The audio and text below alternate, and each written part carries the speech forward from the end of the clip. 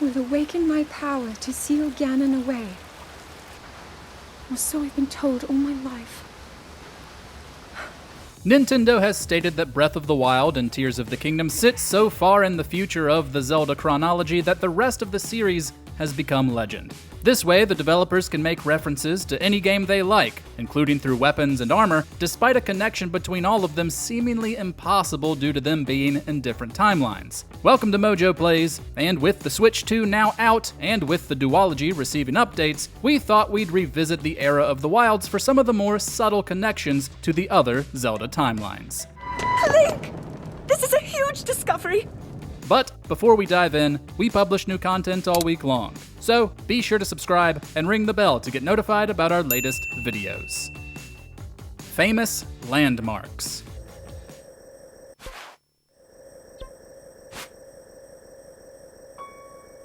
Following the release of Breath of the Wild, many began to take notice of the familiar names on its map. Wherever you look, you'll spot ruins, mountains, bodies of water, and other landmarks named after either characters or locations in previous games. The references range in fame. Murkay Island and Linebeck Island in the Lanayru wetlands share names with a location and a character respectively from Phantom Hourglass.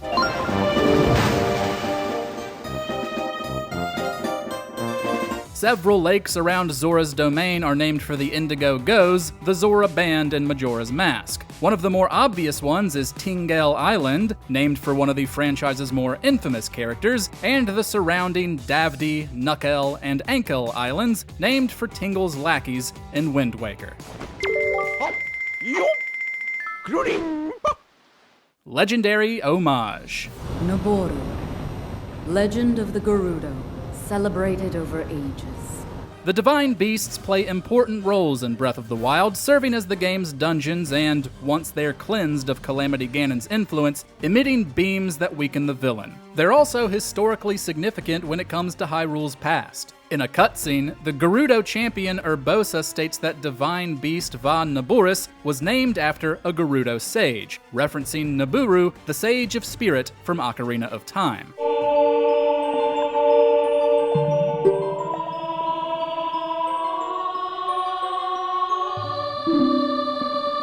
Similarly, Mipha's divine beast, Va Ruta, was named for the Sage of Water Ruto, and Daruk's divine beast, Va Rudanya, was named for the Sage of Fire, Darunya, both from the same game.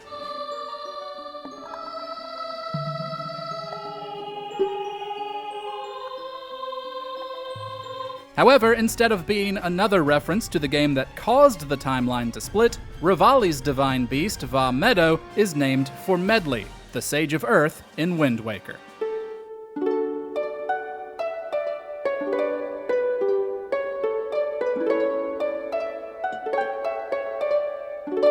Bottom of the Sea.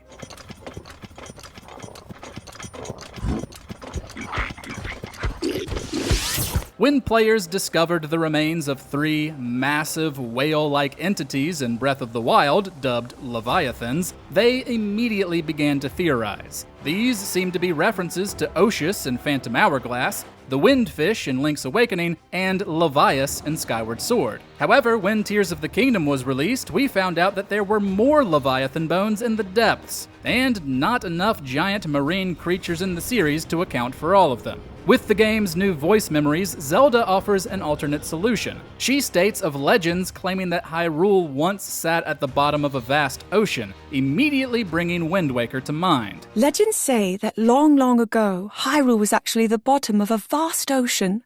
Considering the marine fossils that have been found across the world, I see little reason to doubt this. These remains would then not be of those specific characters, but just large inhabitants of the sea seen in the adult timeline.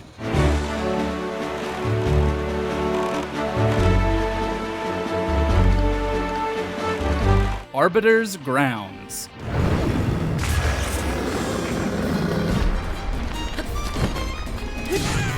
Not far from the Leviathan bones in the Gerudo Desert, you can find some ruins named Arbiters Grounds. However, unlike other references to past games, it's extremely fitting that these ruins should be found here. They share a name with a dungeon in Twilight Princess, located in the Gerudo Mesa. In the history of that game, the Arbiters Grounds once served as a prison where Hyrule's most dangerous criminals were kept, but is now overrun with undead enemies.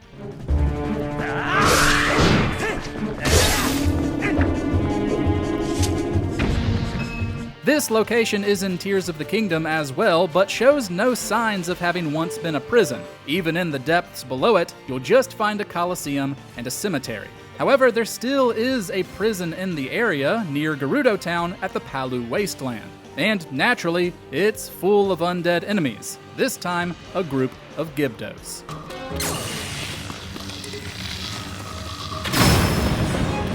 The Spirit in the Sword.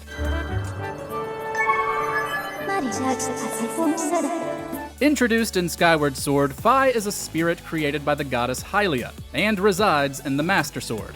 As it was the last console game to release before Breath of the Wild, Nintendo made a few small references to her in that game and its sequel. In one flashback, Zelda mentions legends claiming that a voice resonates inside it, and asks Link if he's heard it. In another, she seems to hear that voice, represented by the same chime Fi would make when she entered or exited the blade.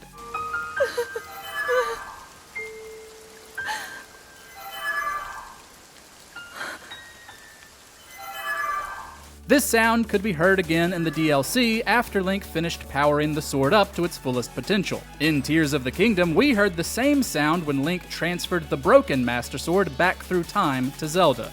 And in each scene where this sound effect was used, Nintendo included notes from Fi's musical theme in Skyward Sword.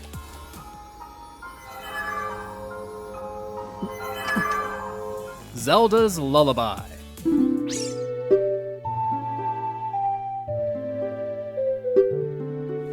Zelda's Lullabi is one of the most important pieces of music to the series. First used in A Link to the Past, it was given more story significance in Ocarina of Time, where Impa explained that it's passed down by members of the royal family. Fast forward an ungodly amount of time, and that seems to still be true in the era of the Wilds. Inside the sanctum of Hyrule Castle, both in Breath of the Wild and Tears of the Kingdom, you can find a large carving of the Triforce. Surrounding it are what look to be 3 musical scales, each with 6 dots that correspond to the notes Link plays for the song in Ocarina of Time.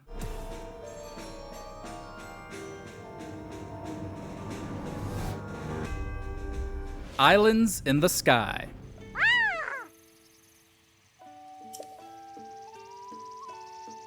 In Breath of the Wild, at the Woodland Stable in Eldon Canyon, Link can meet a young girl named Shimei. She speaks of a dream she had about people living on islands in the sky, which begins a side quest in which Link must attach an octo-balloon to a nearby barrel in order to make it float. At the time, many thought this to be a reference to Skyward Sword, set during a time where Hylians lived on floating islands. However, then Tears of the Kingdom was revealed, and Shimei's dialogue took on a different meaning, one hinting at the future of the sequel. What's interesting is that Shimei is far from the first Hylian to showcase the ability of prophetic dreams. This happens in Ocarina of Time, when Link dreams of his first encounter with Ganondorf, and Zelda dreams of the downfall of her kingdom at the hands of the same man.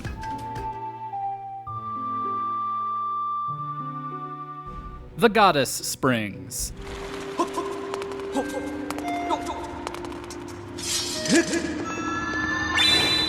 There are 3 Goddess Springs in Breath of the Wild, and through flashbacks we learn Zelda visited them in an attempt to pray and awaken a divine power that would be needed when Calamity Ganon returned. While she had no such luck, she isn't the first version of the princess to pray at Goddess Springs. Her journey mirrors that of Zelda in Skyward Sword, who just goes to 2 springs instead of 3. However, looking at the layout of both the Skyview Spring and the Earth Spring, they're very similar to those found in Breath of the Wild, implying that they are the same locations, just centuries upon centuries apart.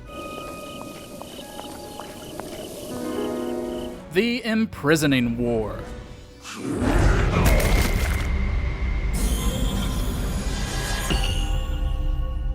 The history of Tears of the Kingdom concerns an event called the Imprisoning War, in which King Rauru and the sages fought together to imprison the Demon King, as he was too powerful for them to outright defeat. This is quite similar to, and even shares a name with, an imprisoning war within the lore of A Link to the Past, set in the hero is defeated timeline. Obviously, these events are not the same, but they do share certain details. Namely, both wars featured 7 sages who eventually sealed Ganon away, and in both games, the descendants of those sages play important roles in defeating him once he returns.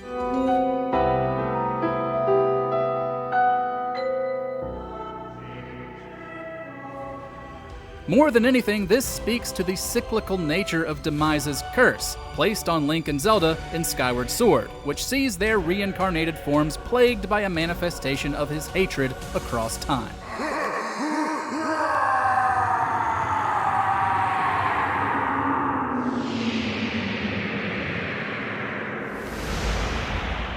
The Boar Statues.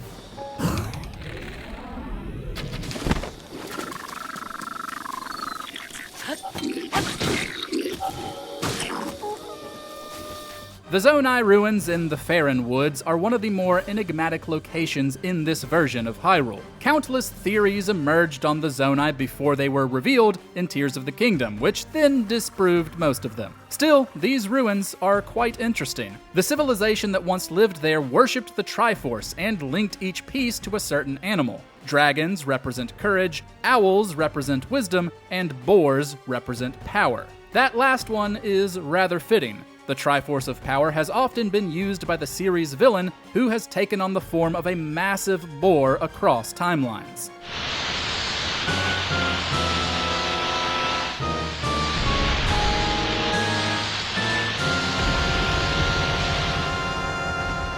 However, in these ruins, the boar statues are, in most cases, knocked over or damaged. A voice memory from Zelda in the updated Breath of the Wild sheds more light, stating the tribe felt shame upon worshipping the Triforce of Power, as well as boars, because Ganon consistently returned in that form. I checked around this entire area, and all the stone boar statues show considerable damage. What are some of your favorite subtle connections between Breath of the Wild, Tears of the Kingdom, and the rest of the Zelda timeline? Share your thoughts in the comments.